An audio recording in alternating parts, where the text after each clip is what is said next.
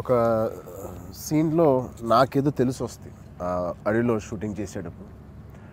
అది నాకు తెలిసిందని ఆయనకి అప్పుడే ఎవరో చెప్తారు. నాకు అప్పటివరకు తెలియదు, ఆచార్యకి కూడా తెలియదు అది నాకు తెలిసిందని.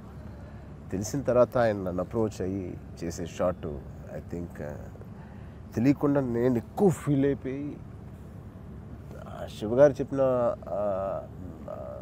సీన్కి నేను ఇంకెక్కువ ఫీల్ అయిపోయి నిజంగా చేశాను. అది న్యాచురల్ ఫ్లోలో వెళ్ళిపోయింది. బట్ ఆ క్షణానికి ఆ సీన్కి అది యాక్చువల్లీ అంత ఉండకూడదు. బికాస్ ఒక చిన్న కన్ఫ్యూజన్ ఉండాలి నా క్యారెక్టర్లో. అంటే almost first time I'm knowing meeting and then knowing who this man is and what happen to me అని బెనర్జీ గారు ఒక సీన్ చెప్తారు నాకు. ఇలాంటి వ్యక్తి నన్ను కాపాడింది, ఈ వ్యక్తి వల్లైనా నేను ఇక్కడ ఉన్నాను అనేది ఒక చిన్నది. ఇది మల్టిపుల్ లేయర్స్లో ఉంటుంది. అది మళ్ళీ రీషూట్ ఇక్కడ చేసాం. ఆ రోజు టైం సరిపోక నాన్నగారు వెళ్ళిపోవాలి కాబట్టి అది అక్కడ ఆపి మళ్ళీ ఇక్కడ చేసాం.